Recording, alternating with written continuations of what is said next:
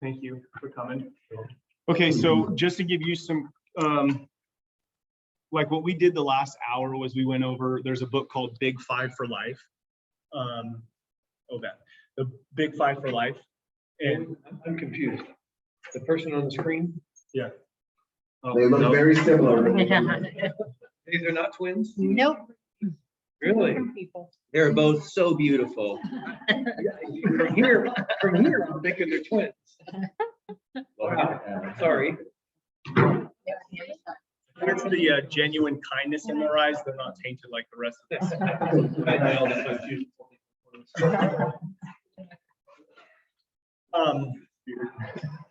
So just to give some context, so we just did our Big Five for Life, which is like, what's our purpose for existing individually? And then what are the 5 things that matter to you most in life? And then how did you live those out last year? How do you hope to live those out this year? We're really a close team, like knowing what's important to each of us. And the goal of our company is to, one, provide a great service to people while also getting us, helping us be good stewards with our time, money, and energy for our families. And I would say that one of the things that we continue to strive for is really understanding how we live out our role in the company. And so the last 12 months, we've really been working on our like accountability chart with our success profiles and knowing what my role is in the company. But all of us are very like growth-minded people, and we want to grow and we want to learn just to better accept like who we are, our identity. And so Dale had given a talk which I told everybody this in a sense, but gave a talk that was so incredible. And really, I mean, even in reading the book that David Sandler wrote, that whole section, I mean, I got journal notes from that piece. So when you shared it, I thought it would be great as we are, trying to navigate who am I, and then also how do I fit into Eureka, and what does that mean, that your talking identity was fantastic. So that's it. Yeah. I probably will bring, depending on time, I have us till 11:30. Is that what everybody has? Yep. So there may be one other topic. I don't know what that is. There may be one other topic that I tie in here, but IR is a concept that David Sandler came up with. And what he would tell you is, when he was alive, what he said: everything I give you is not new. And nothing we give you, as you go through Sandler class, nothing we give you is new. Everything we give you can be found in another form somewhere else. What David said was, everything I give you can be found somewhere else. It's not new, it's not unique. I just put it into a system. All right, so he put it into a process. And most of the world now has recognized the value of what he put together. So IR was just what he found was that almost all sales training programs and leadership and management training programs out there teach people, how to, what to say and how to do it, but they really don't teach you what you're experiencing and how to understand what you're experiencing and respond to it. So IR came out of that. So I'm just going to jump in with a basic concept and walk you through a couple of exercises. First, I'd like you to let me take you on a metaphorical journey. You guys have already been through this, but I think it's important that everybody else go through it in their own experience. I still remember the day, roughly 16 years ago, that I went through this exercise. And to this day, I remember the feeling, the discomfort, and I remember the numbers. And I'll share my numbers with you. So I'm going to ask you to let me take you on a metaphorical journey. If you would like, if this were a larger group, I would have some fun with this, just mainly to make the men uncomfortable because they tend to get uncomfortable with it. And I would force them to like lay back in their chair, close their eyes, and do the whole sort of meditation thing, because that tends to send men into an uncomfortable place. So feel free to do that if you want. What I need you to do is let me take you on a metaphorical journey. So whether you close your eyes or just mentally tune out and go with me, just play along if you would. Pretend that a few moments from now, you stand up from your chair, dressed as you are today, and you walk outside this building. Or those of you at home, if you're walking out your front door, when you walk out the door, what you're used to seeing is, in this case, a parking lot or whatever you see when you walk out that door. Today, when you walk out that door, when you open the door, what you see is an ocean. And there's an ocean and a beach right in front of your door where you would normally find the parking lot. And the waves are lapping up onto the shore. And as you step outside the door, you're like, what is this? Why is there an ocean here? Where'd this come from? And so out of curiosity, you step down to the water's edge. Well, as you step down to the water's edge, your feet lift off the ground and you begin to fly. You're comfortable, you don't feel endangered in any way, but your feet lift off the ground and you begin to fly, you begin to elevate. And I don't mean flying like flapping your wings, I mean like Superman. You put your arms out and you literally fly. And you fly away from the shore, away from this building that you had just walked out of, dressed just as you are today. And you fly high and you fly far. It's effortless, it's easy, and it's comfortable. You feel completely safe. The higher you fly, the more you see less and less of things. The birds start to go away because you're above where they normally would be. You look back over your shoulder and this building where you just walked out of, you can still see it, but it's getting smaller and smaller and smaller. And so you fly farther and higher and farther and higher. And at some point, you're really, really high. There are no birds. You can't hear anything. And all you can see ahead of you is blue ocean and blue sky. As you look back over your shoulder, the little strip of land that used to contain this building, you can't even see the building anymore. It's just a little strip of land, a thin strip on the horizon, and it's getting smaller and smaller and smaller. You look back forward, all you see is blue sky and ocean. You look back over your shoulder now, and the building and the little strip of land where you took off from have disappeared. You no longer can see anything in any direction except blue sky and blue ocean. 360 degrees around you. As you look around, all you see is blue sky and blue ocean. And you're flying along peacefully. You're comfortable. You feel good. Well, pretty soon up ahead, you see a small white dot in the ocean. You don't know what it is, but as you get closer, it gets clearer and clearer. And that little dot, it turns out, is a small sandy island in the middle of the ocean, and you're flying over top of it. As you get closer to the island, your elevation starts to lower, and you sort of do, you're not in control of it, it just happens. You do sort of a once over, a circular fly around over this island, and you can see that it's a small Gilligan's Island type island. It's white sand beach, green trees, a blue lagoon in the middle of it, and it's absolutely beautiful, and it's also uninhabited. It's not very big, and there's nobody on it. And whether you like it or not, your elevation starts to lower, your speed starts to slow down, and you find yourself landing on your toes on the edge of the sand of this island.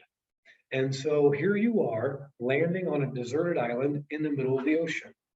There's no one's on the island. You don't have to protect yourself. You don't have to build shelter because you're only going to be there for 15 minutes. You don't have to look for food. All you have to do is enjoy the island. So here you are. And now, my apologies. As you were flying across the ocean and you lost sight of the strip of land where the building where you came from was, when you lost sight of that, you also lost your memory. As you land on this island, you don't remember who you are. You don't remember how you got here. You don't remember having any past.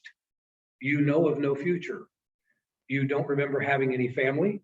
You have no friends. You have no job. You have no past and no future. You have no memory of anyone. No one is waiting for you to get back. No one is looking for you. And no one even knows you exist. As far as you know, you are completely alone in the world. So here you find yourself on a desert island. The conditions are absolutely idyllic. It's 75 degrees, slight breeze, beautiful palm trees, a beautiful blue lagoon, white sand that's warm, and you're all alone. So you walk around the island for a few minutes. There's really nothing to do other than enjoy its beauty. So you sit down under a tree. So as you're sitting under this tree on a deserted island in the middle of the ocean, you have no memory of any future or past. You have no friends, you have no family, you have no job, you have no responsibilities. No one knows you're there. No one is expecting you back. You are alone in the world. As you sit in this beautiful, idyllic setting, all alone in the world, I need you to put a number on how you feel about yourself. How do I feel about myself sitting under this tree on this beautiful island in this idyllic situation all alone? 0 means terrible, this is uncomfortable. 10 means this is awesome, I could stay here forever. How do you feel about you in this condition, all alone on this island in this perfect setting in the middle of the ocean? Come up with a number. You can write it down or not, but hold on to that number and know what it is. Don't share it with anyone. So you sit on the island for 15 or 20 minutes and just enjoy the beauty of it. At some point, you get bored, you stand up, you walk down to the ocean shore. And as soon as your feet get next to the water, your feet lift off again and you begin to fly. And you essentially repeat the whole process. You fly high and you fly far. And you look up ahead and the birds are flying along with you, and pretty soon you're so high they're gone. You look back over your shoulder and the island where you just came from is getting smaller and smaller and smaller and smaller. And up ahead, you can see nothing except blue sky and ocean all around. As you get further and farther and farther, at some point you look over your shoulder and the little island disappears. And all you see 360 degrees is blue sky up above, blue ocean down below, and you're flying peacefully. At some point in your flight, you look ahead and notice there's a thin strip of something appearing on your horizon. As you get closer and it starts to come into focus, you realize it's land. And as you get a little closer, you realize it's the land where you took off from, and this building where you took off from is still sitting there, and your memory all comes flooding back. And you remember who you are and how you got here. And you remember the family that you currently have, the job and the responsibilities that you currently have, the friends, the co-workers, the social engagements that you have. All of the life that you have today comes flooding back into your memory that you had forgotten about. And you realize, oh, wait a minute, this is Wednesday. I've got to coach softball this afternoon. And I told the wife I'd pick up dinner on the way home. And tomorrow I've got to meet with XYZ client. And I have all these things I have to do. This weekend is my anniversary and I have to plan a trip. And we have all these things we have to do. So as you get closer to the shore and you can see the building clearly, your elevation starts to lower and you can recognize that I'm coming back to where I started. So you land on the beach right outside of this building, right where you left, dressed just as you are today, with your life back just the way it is right now. And you walk back into this room to join this session. And the question is, as you land on that beach and you walk back to join this session, how do you feel now that you're back to your normal life, not out there on the island? You have all of your life back the way it is today, your friends, your family, your responsibilities, et cetera, et cetera. How do you feel now that you have your life back the way it used to be? 0 means terrible, I want to go back to the island. 10 means awesome, feels good to be back in my happy place. What's your number? Pick a number, hang on to it, write it down or don't, doesn't matter, but know your number on both the island and at home.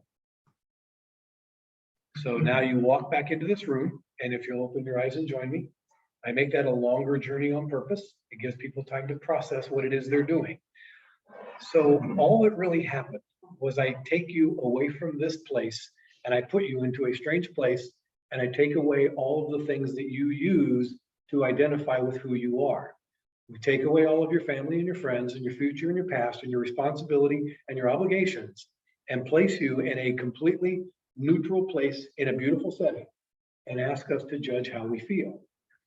For most of us, as we're sitting on the island, our number on the island and our number when we got back are 2 different numbers, okay? So the whole concept here you've already heard about is called IR theory. And what we did, I stands for identity, R stands for roles. All we did was we took you to a neutral place and took away all of your roles. And so the question I would ask is, what was your number on the island? And what was your number at home? So I'll give you mine. Please don't share yours unless you feel comfortable. My advice would be keep it to yourself for a while. I was a 3 on the island, and I was a 9 when I came home 16 years ago when I first did this. My numbers would be different now. But when I first experienced this, I was a 3 on the island, and I was a 9 when I came home. What does that represent? The concept here is called identity role theory. And there's 2 sides to it. There is what we would call IR separation, and there is our I side, our identity, or our core self-perception. And I want to talk about both of those separately. First is IR separation. The simple concept is this. We were all raised to believe that our role performance affects our value as a human being. Whether we like it or not, we've been programmed that way. When you're in elementary school, if you listen to the teacher, play well with the other kids at recess, study hard, do your homework, and don't talk out in class, they treat you well. You put gum in Susie's hair, steal the kickball on recess, talk out in class, don't do your work, and ignore the teacher, they don't treat you well. Fair? You go to middle school, you start playing sports, you hang out with the right kids, you get good grades, you do your homework, you listen to your teachers and you're respectful, they treat you well. You hang out in the alley smoking cigarettes and cussing, skipping class, and not paying attention in class, they don't treat you well. Agreed? You go to high school, you're part of the jock squad, the cheerleading squad, the student council, student government, whatever. You take pre-college courses. You have good relationships with your teachers. You study hard. You're respectful. They treat you well. You hang out in the parking lot in a hot rod, smoking dope and listening to rock and roll music. They don't treat you well. Right? We've been trained from a young age that our role performance equals our value in life. So the question is, everybody here has held a human baby. Is that fair? Okay. If the only scale you're allowed to use is 0 to 10, what's a baby worth? Could it be any less? Now we can argue over different people's belief systems, made in God's likeness, whatever, doesn't matter. Can a human baby, if the only scale you have is 0 to 10, can a human baby be anything worth less? Can it be worth less than a 10? I think most human beings would say no. So then fast forward 21 years and that baby is now imprisoned for bad behavior. What's the baby worth? Be careful. And this is where most of us start mumbling under our breath. 2, 3, because those are based on what we've been trained to believe. And the truth is that baby is in prison is still a 10. That's why we have laws to protect it, right? It needs to be imprisoned for its role performance and have its performance corrected, but its value doesn't change. We've been taught that the opposite is true, and it will be healthy for all of us to learn that that simply isn't true. That person in prison is as valuable as you or I and has the same value of 10 and can't be anything less than a 10. There's really no way to detract from it. But does it see itself as a 10, and does society see it as a 10? No, right? So that really is the core concept of role performance versus identity. I always recommend when I first became a trainer, they forced us to do it. I lasted about 10 days. I was told do it for 30 days. I lasted about 10 because it was all I could handle. But if you take a 5x8 sheet of paper and draw a graph like this on it and put I on one side and R on the other, try this for yourself for a couple of weeks, see what you find. If you're honest with yourself, I've never met anyone that didn't find the exact same thing. Every night at the end of your day, simply ask yourself, how did I perform in my roles today? And what I would suggest is don't do it with the assistance of anyone else. Do it in the quiet of your own heart. Every night before you go to bed or at the end of your business day, my advice is put it on your nightstand and do it right before you go to bed, because that's that quiet contemplative time. And ask yourself, Dale, how did I perform in my roles today? Now, for those of you who are familiar with DISC, if you're a high C, they tend to want to break things down into categories. Don't make it too complicated. Come up with an aggregate number. How did I perform in my roles today? I come home today and I say, I did pretty well. I closed a big sale. I helped a coworker out at work. I volunteered for an after-school program with the kids. I took the wife out to do whatever. I did all these good things. I feel pretty good about how I did today. And then ask yourself, Dale, how do I feel about me as a human being? How do I feel about me as a person? If we're honest, most of us will find if we track this long enough, this number tracks plus or minus 1. If I'm an 8, my identity is likely to be a 7 to 9. I come home tomorrow. How did I do? I had a mediocre day. Some good things, some bad things. I can have justifications for it. Doesn't matter. I'm likely to be a 4 to 6. I come home one day, I had a great day. I had a killer day. The best day ever. I'm likely to be an 8 to 10. I come home and I have a really bad day. I had a horrible day today. I flipped off somebody in traffic. I cut somebody off. I yelled at the kids. Whatever. I did all these bad things. I'm likely on the I side to feel not very good about that. The challenge with this is what you'll see if you track it long enough is you'll start to see the connection that on bad days, good things happen, and on good days, bad things happen. And no days are really that good or bad. It's all just role performance. What will happen is you'll have a day when you'll come home and you say, I'm a 2. I suck today. I feel horrible. But weeks later, you come home, you're an 8, you're a 7, you're a 6, you're a 10, whatever. You come home 2 weeks later and you had a fantastic day. You're bouncing off the walls when you come home. I closed the biggest deal of my life. I did this, I did that. I was awesome today. How do I feel about me? I feel fantastic. But wait a minute. I closed 3 deals today. 2 of those I met last week on a day when I had a horrible day. And we'll start to realize that some of the stuff we do on a good day had its roots on days that weren't so good. And the truth is, none of them are really connected. It's all just role performance. We're going to have good days, we're going to have bad days, but none of it should affect this. Theoretically, I should be able to come home every day. Doesn't matter how I perform. Theoretically, my value doesn't change. But is that the reality for most of us? So a couple of stories. I always like to tell stories, real world. They change as years go by, as I collect new stories, but the most recent ones, 2 that I really like to tell. One in particular, a lady, I did a training for a group. I've shared this with you guys in class. I did a training for a company. One of my clients came to me and they had 120 salespeople in 3 different markets, Central Valley, Sacramento, and Bay Area. And they wanted me, I had been working with the company for a number of years. They wanted me to come in and do just a half-day training, sales training for the 3 groups of salespeople in 3 different markets, do a half day and come back a month later and do another half day, just to refresh.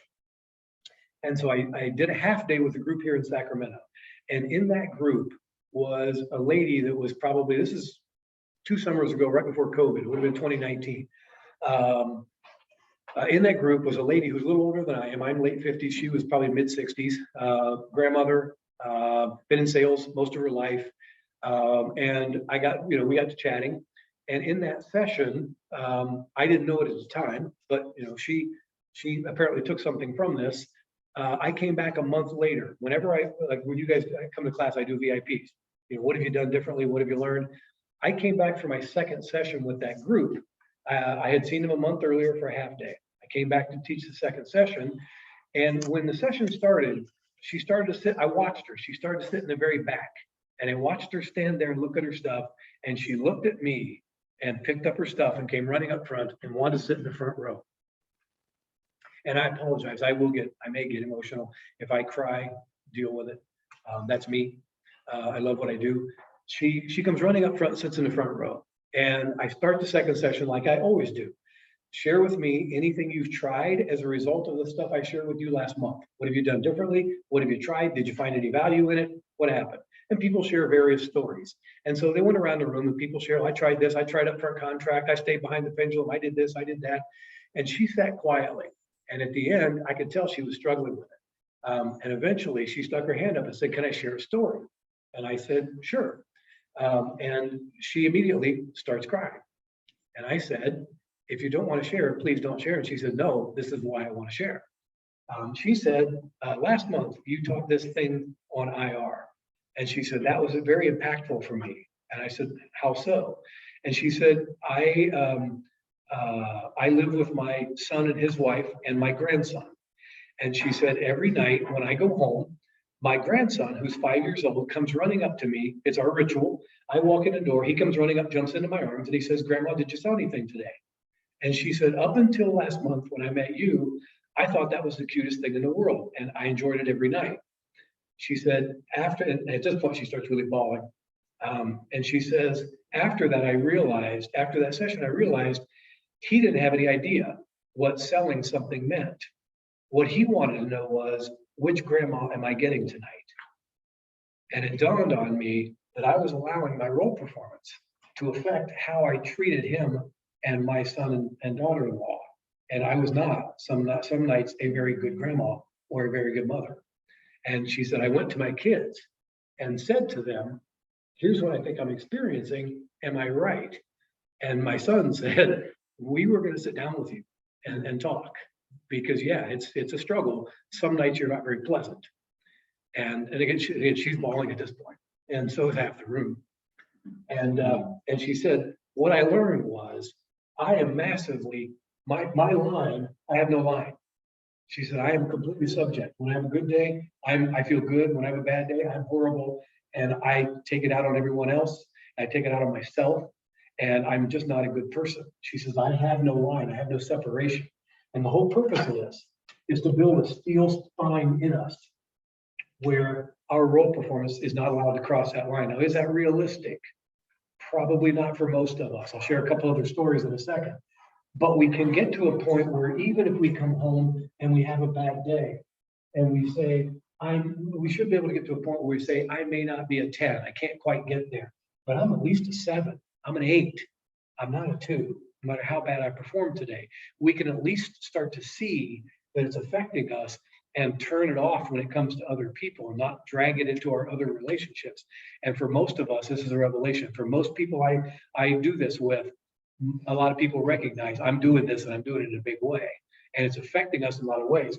When we allow our perception of our role performance to affect our I side, our identity, and how we feel about us, it lowers future performance. I'll finish the story first, and I'll do a couple others. But what she said was, I said, what'd you do? And she said, first, she said, what I did was I found a place on the way home. And I now have a new ritual. On my way home from work every night, I pull over at the same spot and I pull out the sheet that you said. And I just ask myself, how'd I do today? And then I have a talk with myself. And if I had a bad day, she said, by the way, you guys haven't got there yet, but the behaviors piece, that's helping me. If I do my behaviors, even if I don't sell anything, or if I have a crappy day, if I did my behaviors, I can give myself credit for it, and it helps. But what I'm learning is, even when I'm having a bad day, I can sit by the side of the road and ask myself, how do I feel about me? And what kind of grandma do I want to be? And she said, that's the number that changes. And she said, so I just write down every night what I want to be. I feel that way or not. And when I go home, I find that I behave like that. And my kids have noticed a difference. And so has my grandson, and our relationships have improved. So that's one story. Think about people like, I use 2 examples. One's mediocre, but I think they're both relevant. And that is, when you talk about role performance and letting it affect our eyesight and how it affects future performance, think about 2 people. Think about Tiger Woods and think about Michael Jordan. And some of you may not have been old enough for the Michael Jordan piece, but Michael Jordan at one point was the best basketball player in the world at the time, was at the top of his game, and everybody recognized he was the Kobe of his day, and he was the best basketball player in the world. And he went into baseball, got bored and thought he'd try something new, went into baseball, and he was not very good at it. People booed him when he came out of the stadium.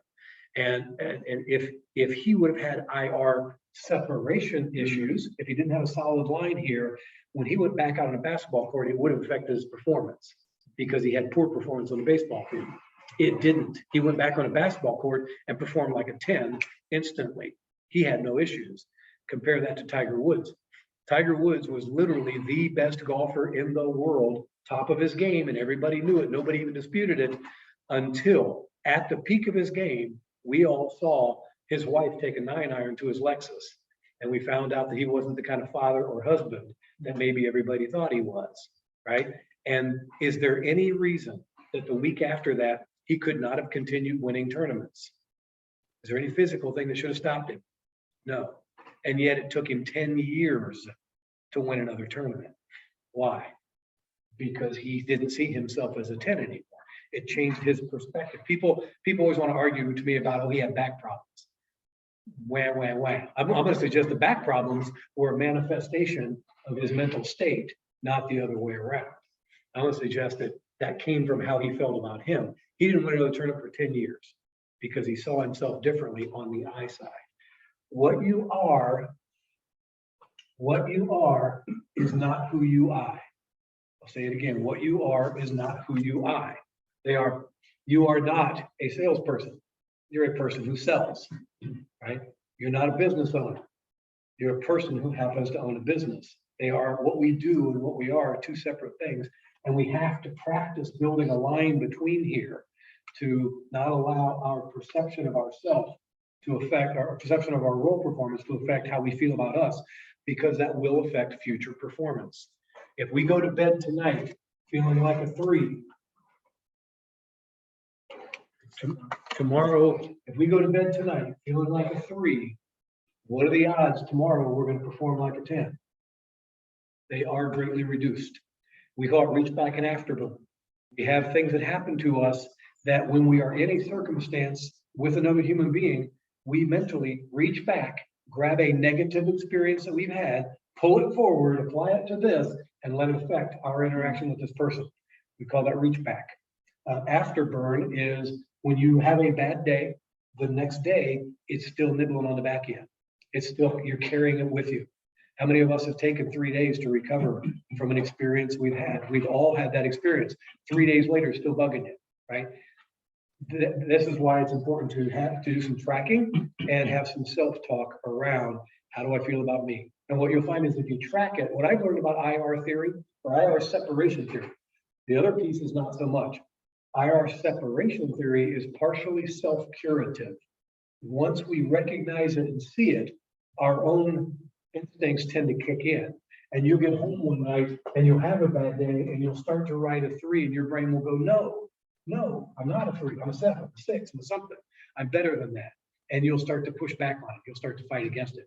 It is partially self-curative. Being aware of it is the first step. Tracking it helps a lot.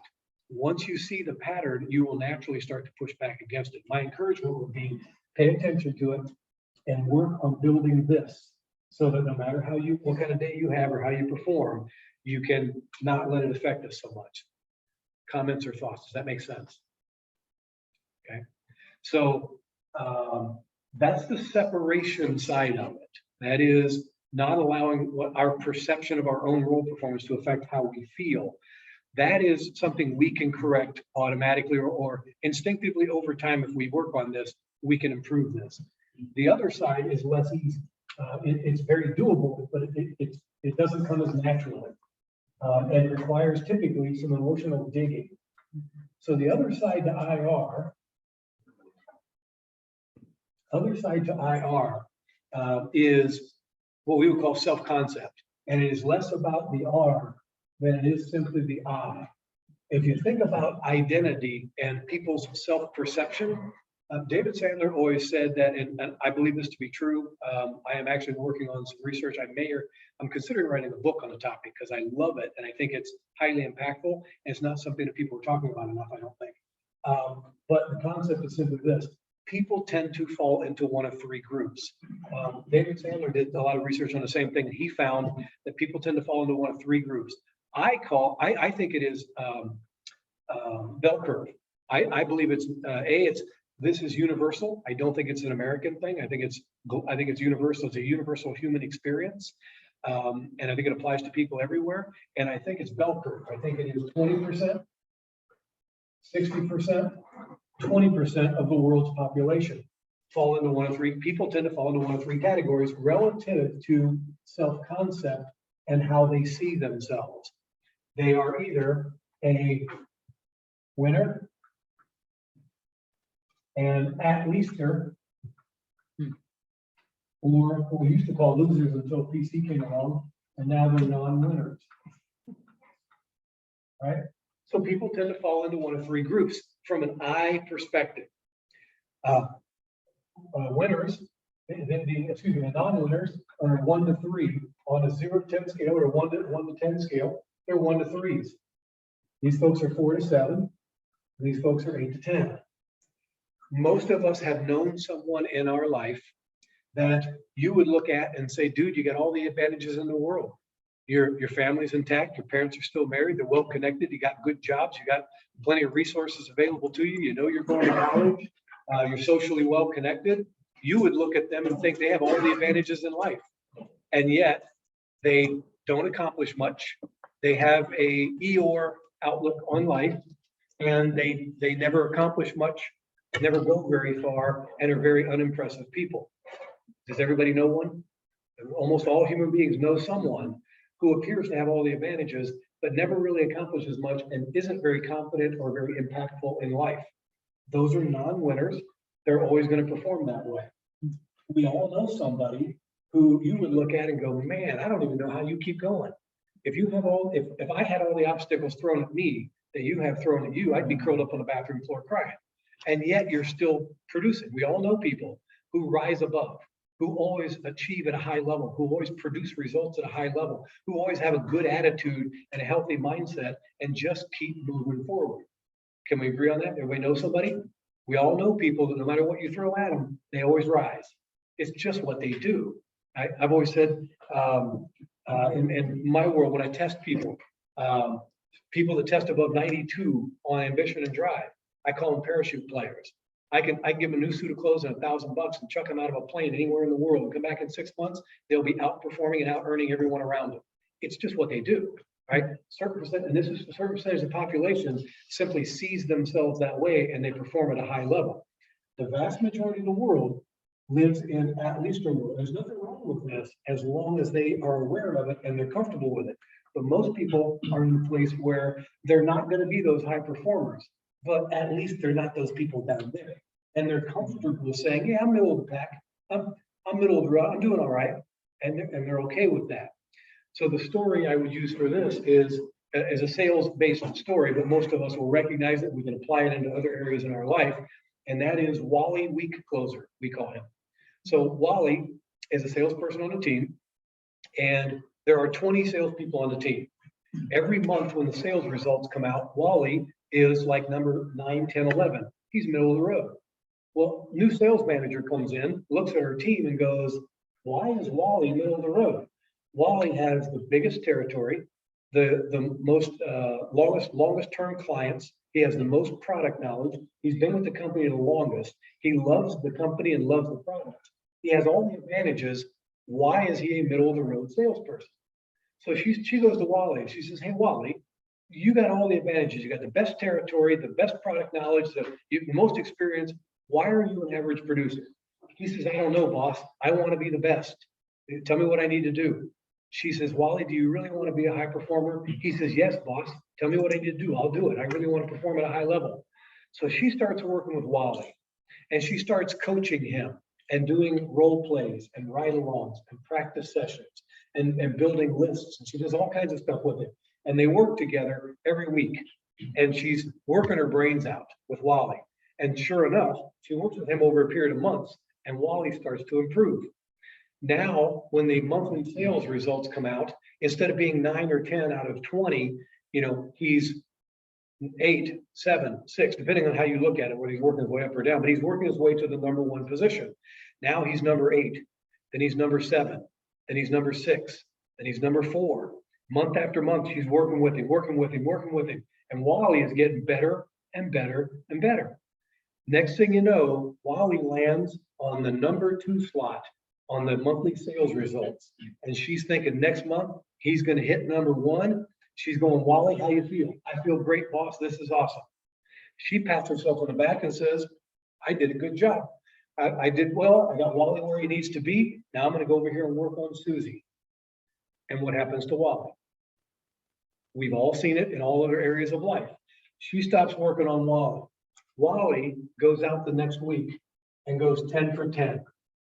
He closes 10 out of 10 deals. He's perfect.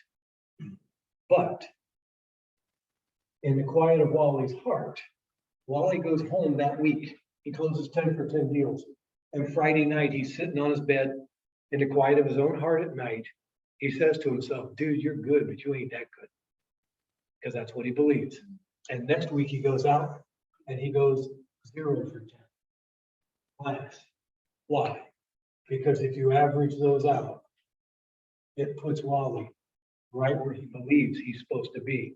Until we change Wally's self-concept, Wally believes he belongs at a 9, 10, 11 slot out of 20. He believes he's middle of the pack.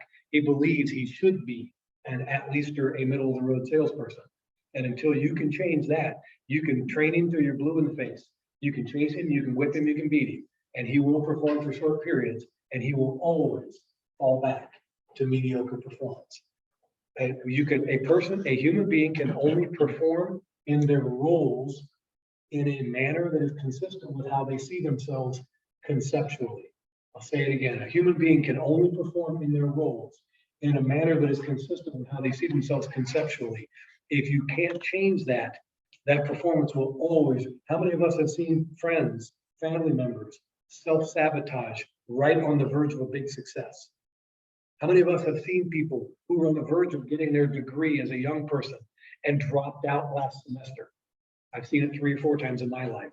How many of us have seen people right on the verge of a big win and they did something to screw it up and they don't even realize they did it? Self-sabotage, fear of failure, fear of success are real things. Fear of success is as real as fear of failure. Most of us are as scared of this as we are this, but we don't know it, right? So quick story. The reason I became a trainer is this guy right here. There was a guy in training with me when I was a student.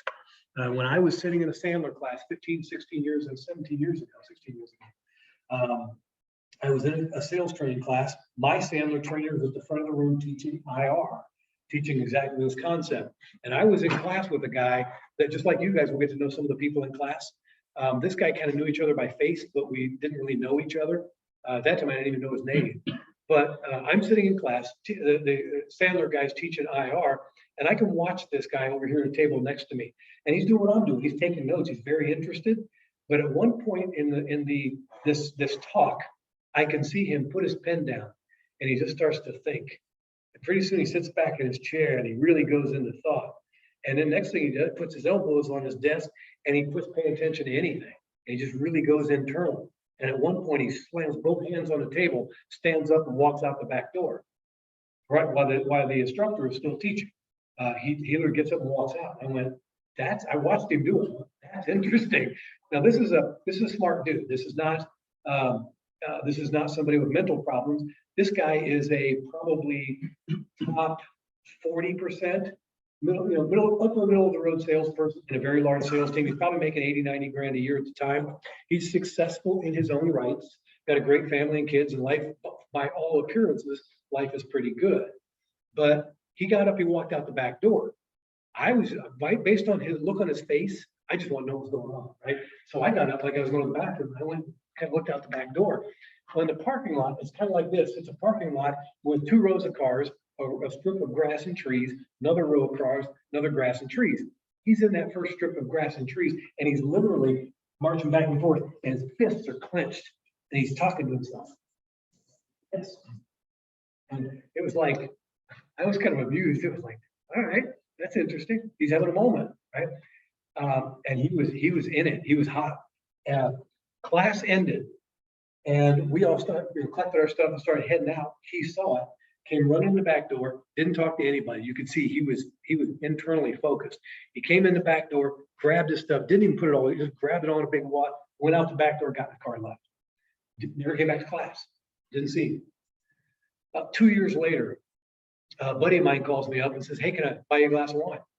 Yeah, meet you at the end of the day. We both knew where to meet. Walked in, I get there early, like 4:30. I walk in, the bar is fairly empty. It's a very large bar. There's two separate bars, a whole bunch of seating. It's a big area. I walk in, I know where my buddy's going to meet me. He's not there yet. I'm going to go over and I know what he orders. So I'm going to have his drink ready for him. I walk in, I'm heading to where I'm heading. I just happen to glance over, and that guy is sitting at the bar over here by himself. And he happens to look over at me as I'm walking by, and I can see and he can see. He recognizes me, I recognize him. And I kind of stopped, and he looked at me and he pointed, he said, "Sandler." And I said, "Yeah." And he says, "Sandler class." "Yeah." And I said, I wanted to know, because last time I saw this guy was a weird incident, right? So now I'm curious. I kind of was going, I didn't quite know what to say or how to ask. He says, he starts nodding his head. He says, you probably want to hear the story, huh? I said, yeah. He says, I'd love to tell it. Come on over. And so I went over, shook his hand. We spent a few minutes just getting to know each other again and getting his history. And I said, what happened? I said, you had quite the moment. You never came back to class. He said, yeah. He says, life came into focus that day in that moment. Again, I'll start getting worked up. I said, what happened? He says, in that moment, he says, that IR class absolutely changed my life. I said, how? He says, I found out where it came from. I said, what do you mean? He says that whole I thing, he says, if you ask any of my friends, and I've got no story about this, by the way, my personal story a few years back, my friends would have said the same thing. He said, if you were to ask any of my friends on that day, they would have said, he's pissed off at the world. He's hard to be around right now. I was frustrated. And they would have been right. He says, I was really frustrated. He said, the language I was using at that time, I was saying to my friends, I'm furious. I feel like God has his thumb on my head. I'm being held down. He says, I'm working my brains. I'm a very ambitious guy. I got things I want to accomplish, right? I want life for my kids to be better than it was for me. So I got things I want to accomplish.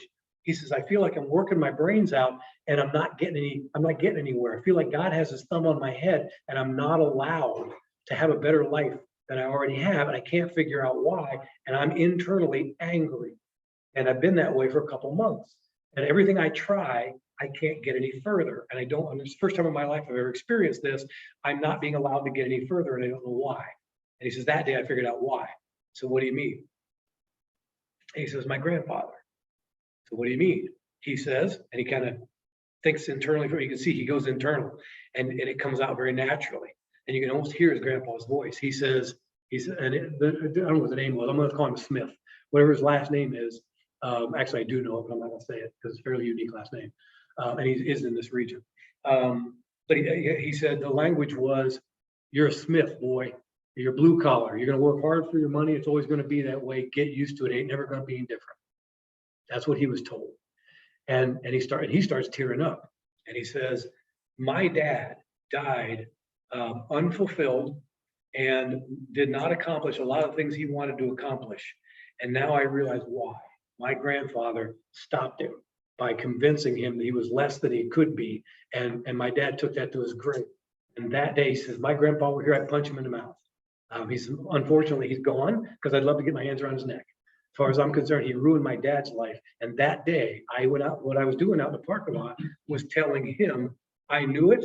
I see what you did, and you're not going to do it to me. You're not going to do it to you're not going to do it to my kids. And I'm not going to be that way. That day, and he told me the story. He was making 80, 90 grand. He was a reasonable salesperson.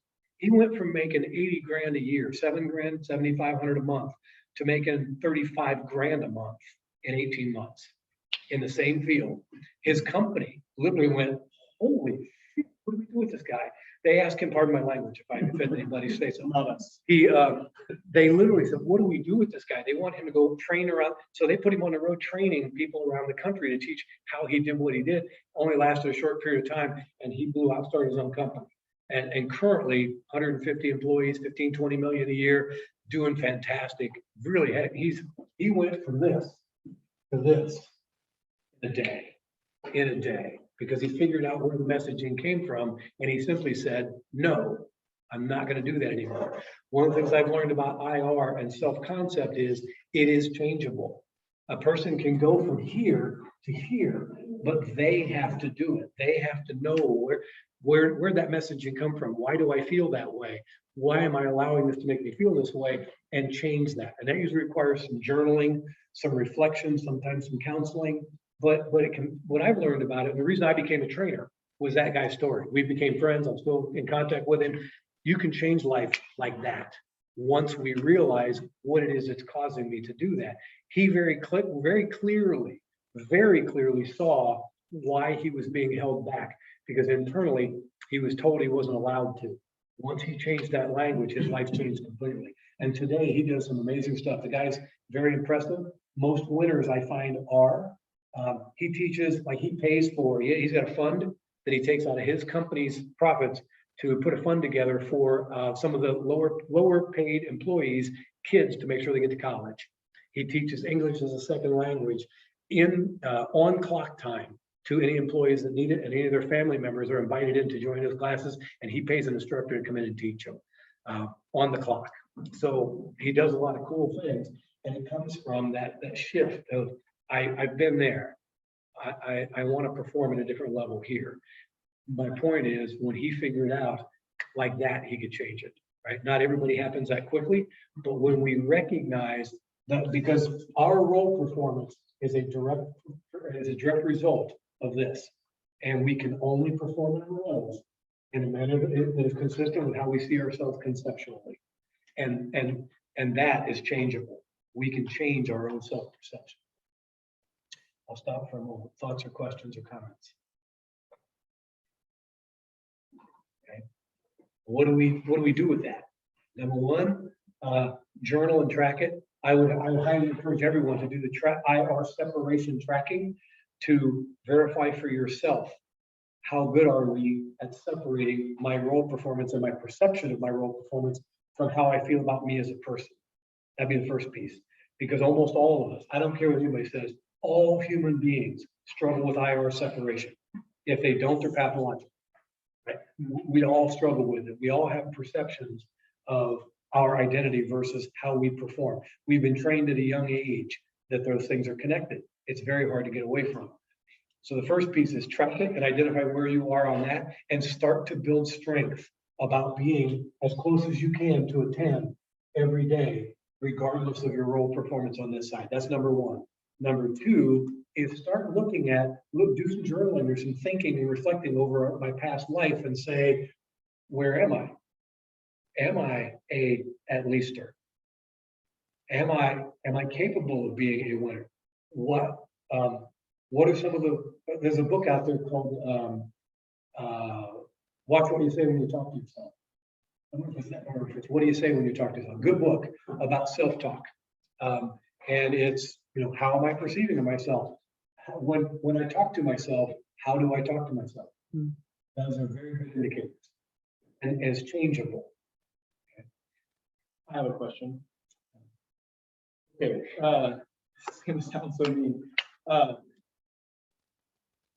Like when there's a person who they suck at their role, like, and they constantly fail at stuff or let you down, but they always show up like really confident that they're an awesome person. I judge them harshly. And maybe that's because that's how I've been trained through how I judge a person. But I think through the judgment, I then hold myself back. And so if I just screw up and have a bad day, I feel like I need to beat myself up, kick myself, not just be like, well, I didn't do so good at my role today, but I'm still a winner. So what are your thoughts? I mean, I know that's what we've been talking about the last hour, but is it just me needing to get over judging people? Or I don't know if anybody else resonates with that. I can think of like Jeff Dabrowski is like somebody who I go, they just let me down every time we touch something. But the dude just shows up with a smile and feels good about himself all the time. And I think really I'm just envious of it in some sense. But that might be how he shows up too. How is he in behind the door? What's inside? Yeah. What's inside? Two things. The short answer to your question is yes, stop judging.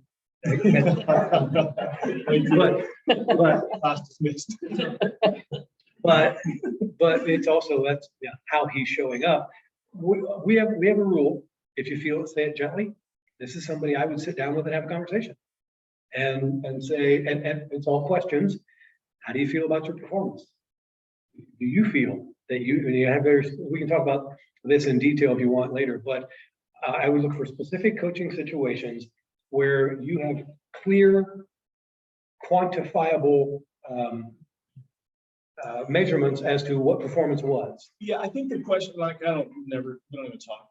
The question is more, I feel this expectation that if I up during the day, that then I need to act like I devalue myself. Right? I kind of feel like I need to beat myself up. I need to kick myself a little bit. So, figuring out that transition of, that was just my role. It doesn't define my identity. And that's why this is really important to me is this conversation's huge. I don't know why we can kick ourselves so much for mistakes. I can encourage anything. That little piece of conversation right there. I feel the need I know that I underperformed today. Therefore, I need to show the rest of the world that I recognize it by treating myself poorly. As is what that is, as opposed to it's a healthier response would be, what about everybody else? Internally, it would be at the end of the day, from a role performance standpoint, okay, I'm not a 10, I'm an 8. But what are the role performance lessons I learned today? What can I do better tomorrow? And that's all. And keep it on lessons about role performance. And that's all. Yeah, and with that, I mean, I think the beauty of it is if you're working in a team or you and your family have this understanding that we've had this discussion, so we know, then when we do mess up on our role, then we can learn from it, like you're saying. But I think, we've been talking about comfort or maybe living as an at least or mediocrity, is that you set yourself up not to make a mistake in your role. So then you don't really push yourself to the level that you're fully capable of in your role because you don't want to feel bad when you make a mistake. But then you're not really pushing yourself if you're not allowing yourself to make a mistake. That's the other side of that. Winners are going to put themselves in a place where they make a lot more mistakes because that's what it takes. But they also are able to acknowledge to themselves that it's intentional. I'm pushing myself. I'm going to make mistakes, but that should be a reason I'm a 10, not a reason I'm less, right? Because I am able to push myself, make mistakes, drop balls, screw things up because I'm pressing hard, right? That's different than I just screwed up. At least there seems like if I make a mistake, I'm going to become a loser or a non-winner. So I can't make a mistake because I want to get up to being a winner. So I got to be perfect. Yes. One of the rules within Sailor is fail early, fail often. David Sailor was a big proponent of the only way to succeed is to fail. So I need you to fail as quickly, as often as you can. I want you to go out and screw things up as much as you can. That's the only way to learn. But in doing that, we also need to be able to recognize I'm doing this on purpose, right? I knew I was going to make mistakes. I knew I was going to screw things up. I knew I was going to fail, right? And that makes me a 10, right? Because I can do that with confidence. Doesn't it show, especially because you guys all have younger kids that you're still rearing, isn't that helping our kids, because family's really important to us, show that ability to show our kids is actually helping their identity grow as well, instead of playing the victim and showing up presenting yourself as I have had a bad day. You know what I mean? Instead saying, hey, I've had a bad day, but this is what I've learned through it. So can I throw something else on top of that? Can I throw in a complete topic? I'm going to throw TA up here because it fits so well. It fits right in that right there. Parenting. Some of the greatest lessons I learned from Sandler did not affect me in sales. They affect me as a parent. It changed my life as a parent. When I did the IR thing, I literally had a tearful conversation with my kids because I recognized that we do a thing called a stroke counter. I won't go into it today because I want to cover one more piece. But strokes are compliments or whether they're verbal or touch or whatever. And we track them to see how well am I doing at giving strokes because we get what we give. And I tracked that for a couple of weeks, sat down with my kids and tearfully apologized and realized I'm an asshole, pardon my language. But as a dad, they never got any positive strokes. They only got negative strokes. Their role performance, it was all about beating them up on their role performance. And when I realized that they were still teenagers, so I said, and to this day, they will tell you some of the best that ever happened to them. Preparing them for high school, I sat down and said, look, I taught them IR and made it clear. You guys are 10s and you can't be anything less. I want you to go out and screw things up. I want you to go out and make mistakes, but now I'm going to respond differently than I have in the past. Now I'm going to support you in those. And when you screw up, I'm going to tell you, yeah, you didn't do that all that well, but you're still a 10 and you'll do it better next time. And it helped them tremendously. right? Quit taking it out on them. Ties into concept here is called transactional analysis. And the concept is that within all of us, there's multiple constructs to this. This is a very deep concept from back in the 70s. It's part of it. It's from the psychological psychotherapy world. And the concept is that all human beings, when they are interacting with each other, are always in one of three ego states. We are either in our parent ego state, our adult ego state, or our child ego state. Parent comes in two forms. We have a nurturing parent and a critical or controlling parent. I call it critical parent. The adult I'll go back to in a second. Child comes in three forms. We have a natural child. We have an adaptive child. And we have a rebellious child.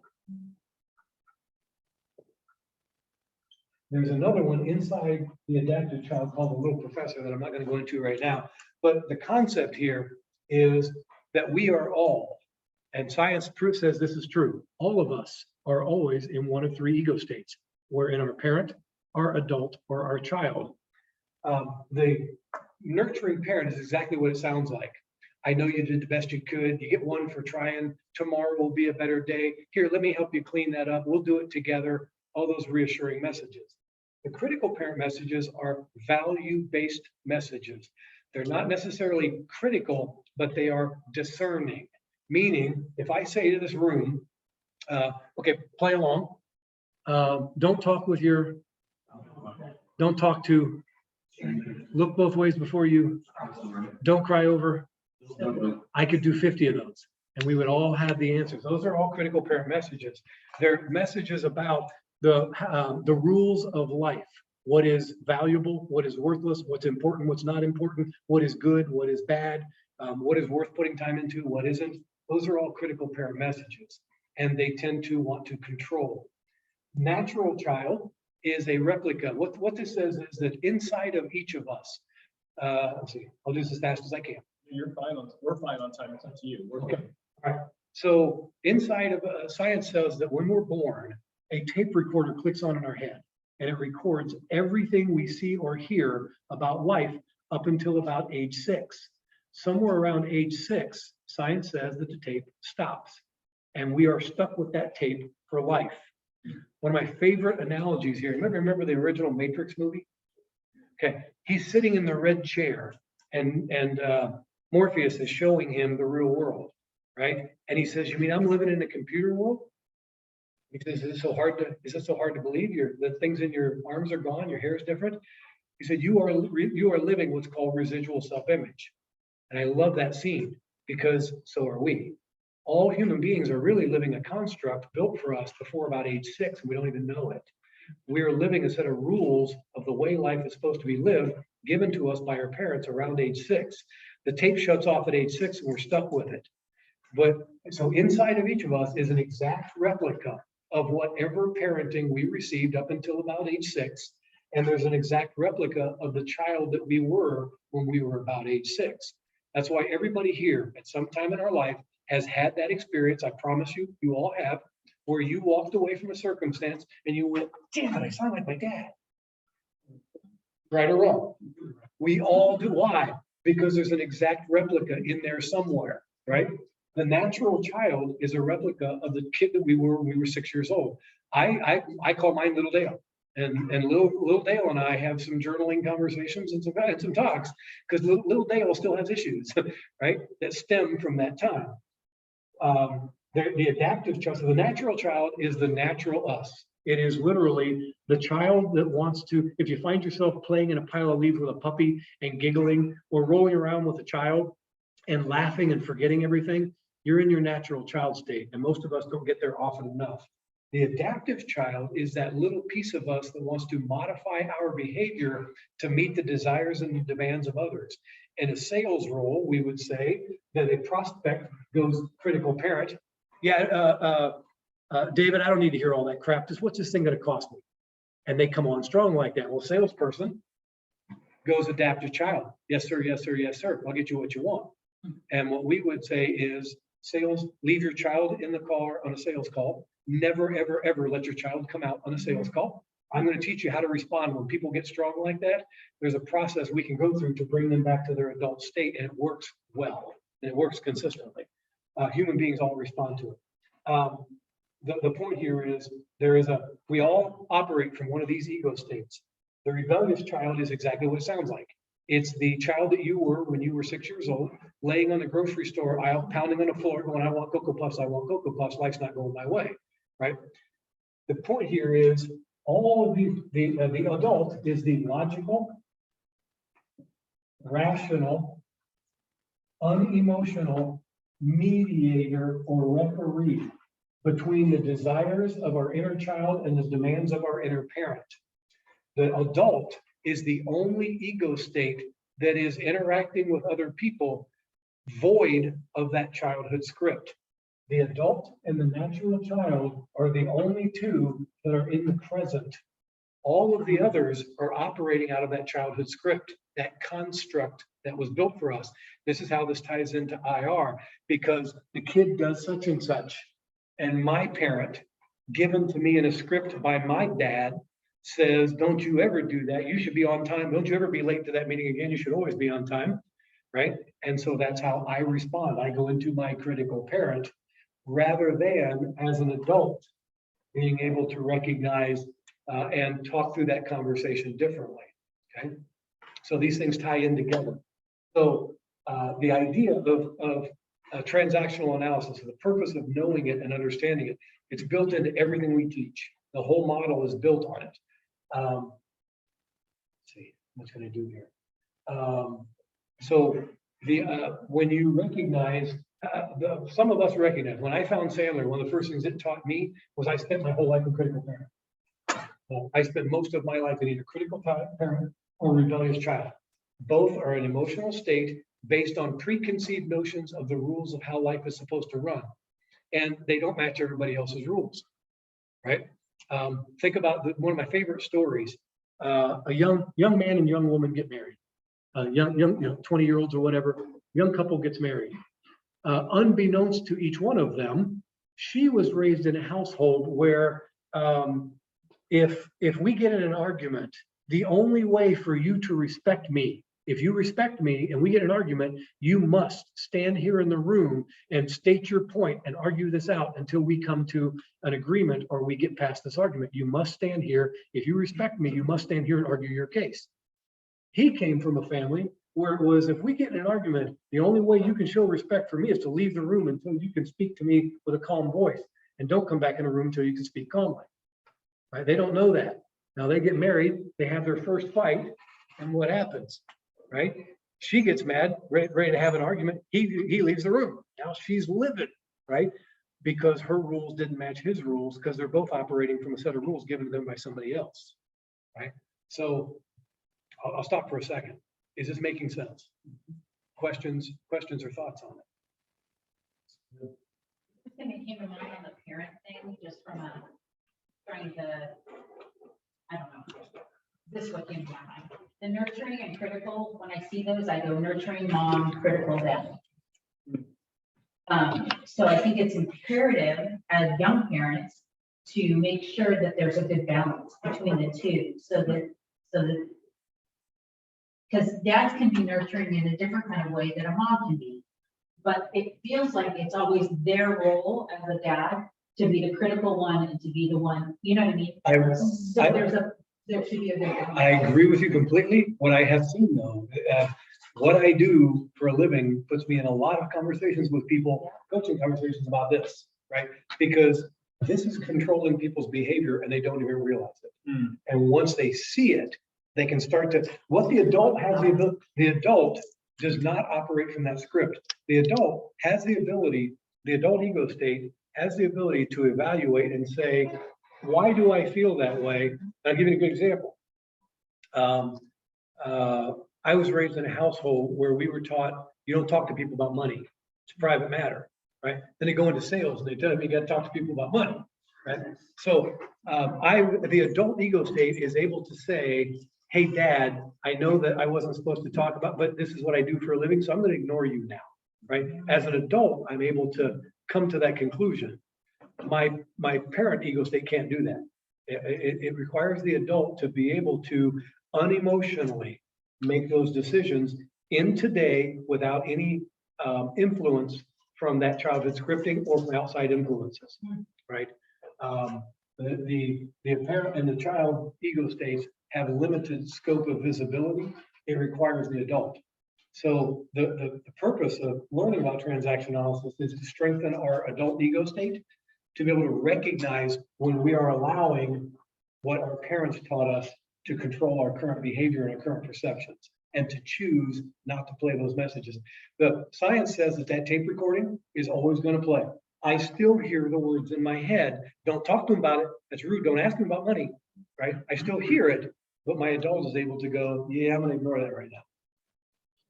Right?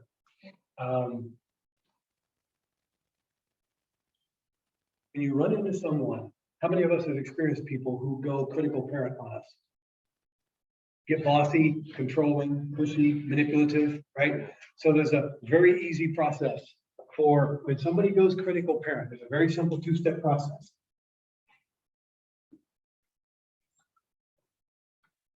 Nurturing parent adult, nurturing parent adult, nurturing parent adult.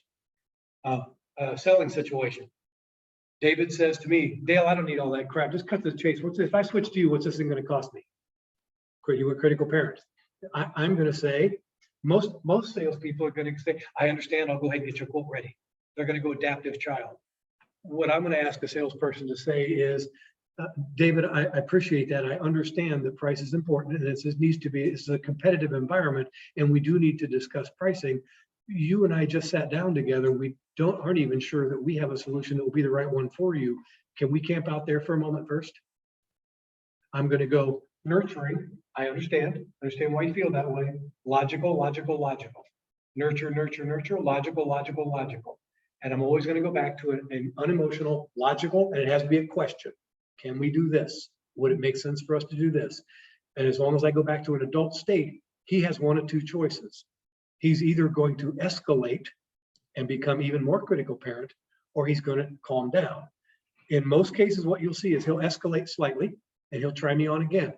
And I will again nurture, nurture, nurture. Adult, ask a logical question, fact-based, no emotion. Show him no emotion. He's got two choices. He can escalate again, or he can calm down. And what I've seen is rarely in a public setting will he escalate a third time. Almost never. What happens is the second time I do it, something in his brain, a subconscious level, says to him, hey, wait a minute, this guy's being reasonable and you're being an ass. Why don't you calm down? And he will calm down, right? It's highly effective and it works everywhere. I just say that you're just being an ass. And that brings his critical parent out some more. So wait a minute, what you did. Well, what I should have said, do you think you're being an ass right now? There you go. That's a logical question. What you did was go rebellious child. Right? Is this meaningful and helpful to you? Yeah. If you add this to IR, extremely helpful.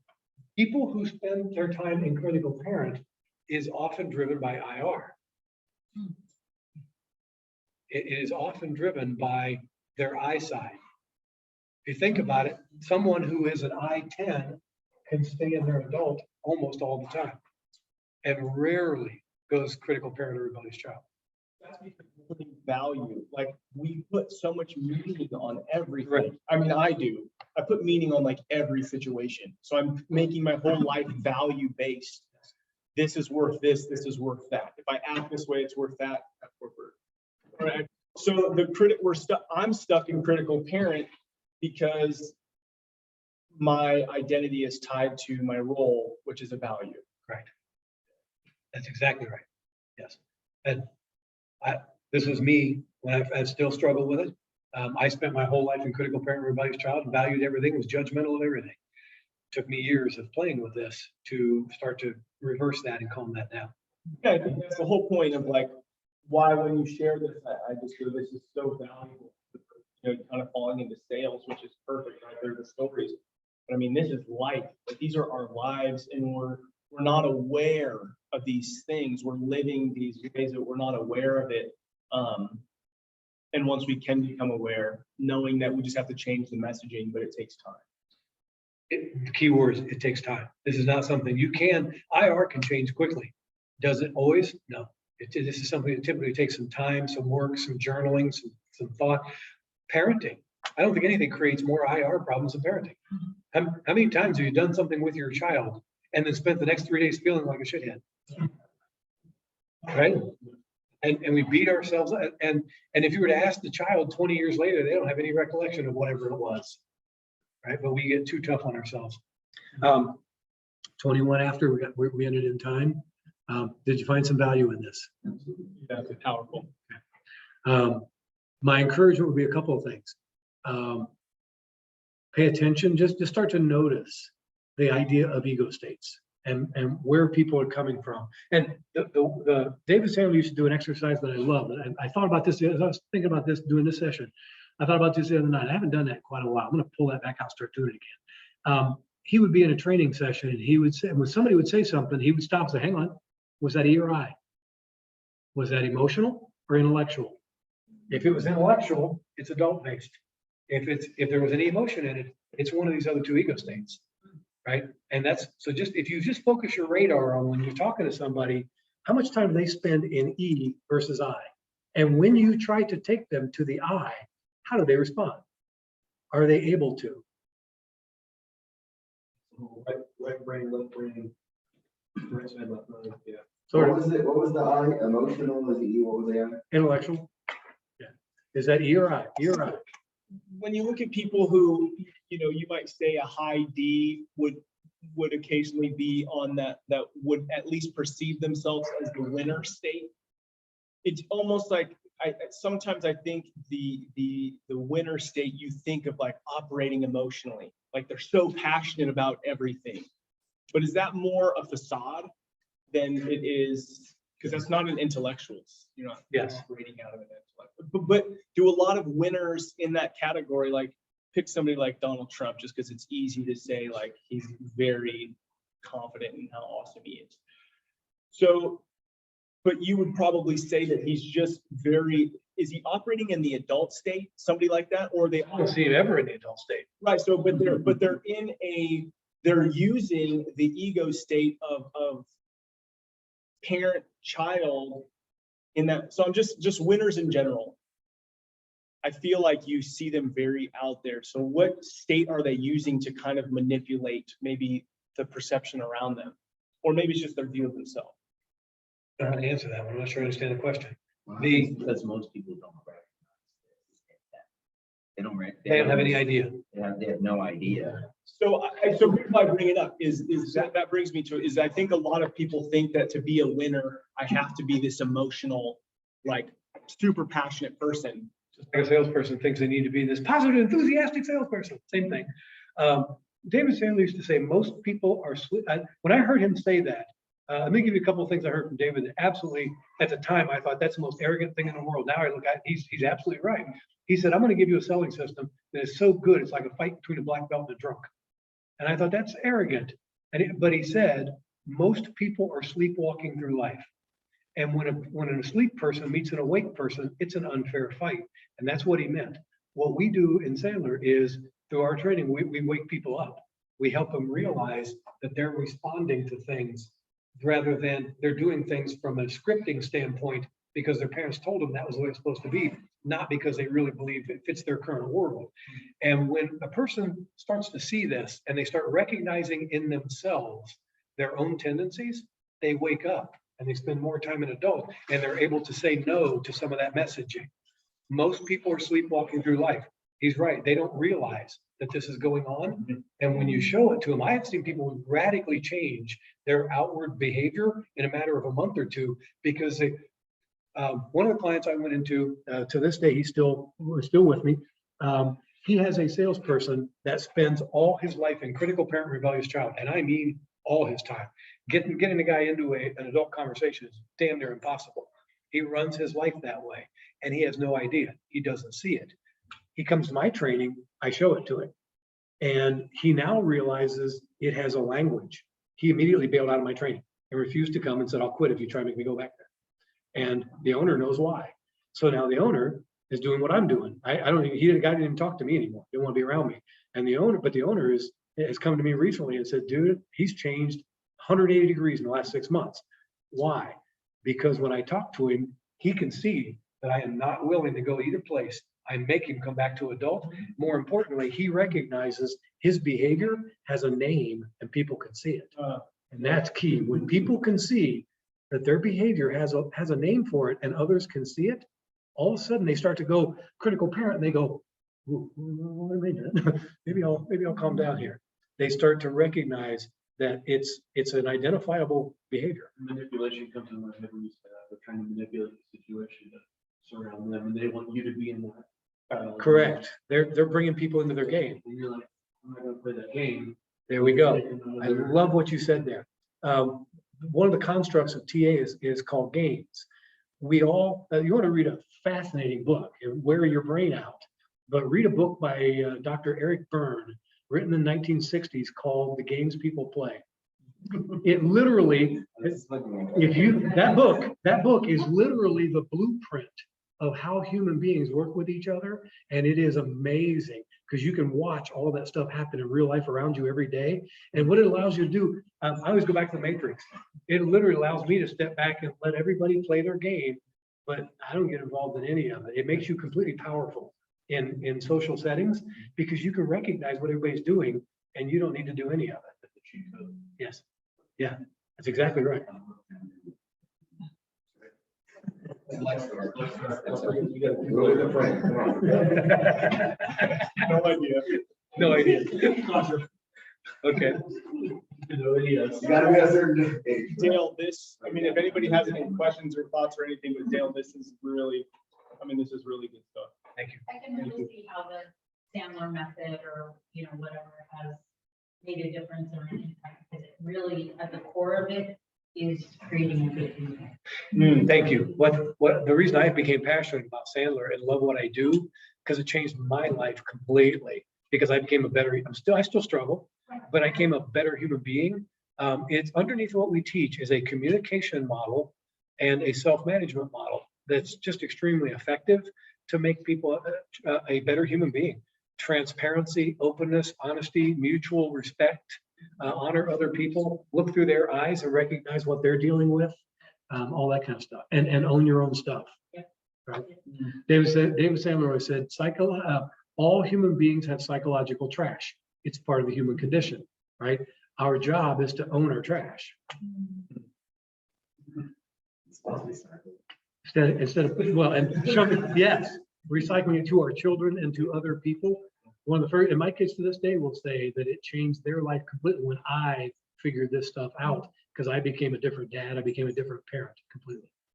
And I went from being an asshole to being much more nurturing, much more caring, and recognizing what I was doing.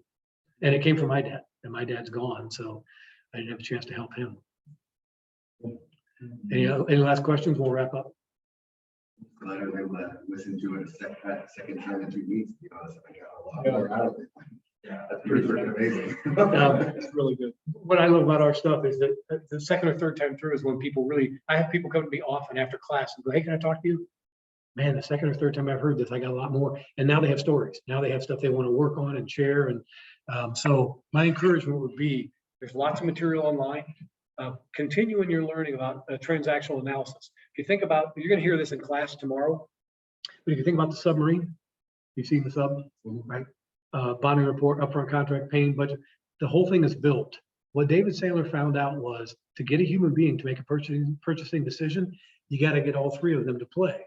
So upfront contract is designed, the whole system is designed for TA. Upfront contract is designed to appeal to the parent and the adult. The adult says, that's logical, let's continue. And the parent says, you have my permission, let's go. So now we move into pain, is built for the child. Now the pain conversation is designed to bring out the child ego state and to get them emotionally involved. When you go into budget and decision, it's designed to appeal to the parent and the adult again. So by the time we get into fulfillment and actually give them a presentation, we've got all three ego states playing. That's why I always say, if you don't camp out in pain, you're not gonna make the sale, because we didn't bring the child into it. We'll wrap up on that. Thank you so much. You're welcome. You're Yes, welcome. Really good. Any comments or questions, other lady? You're on mute. You're on mute. You're muted. She has a lot to say. You gotta unmute.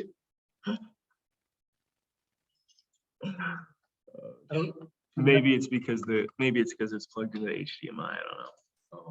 I can tell by her face she liked I it. really want to hear what she has to say. That's a shame. If you can't, you can't. She gave double thumbs up. I don't think I've ever seen her give double thumbs up before. I can't believe you two are twins. That's just, either my vision isn't very good or you could be twins. Are we good?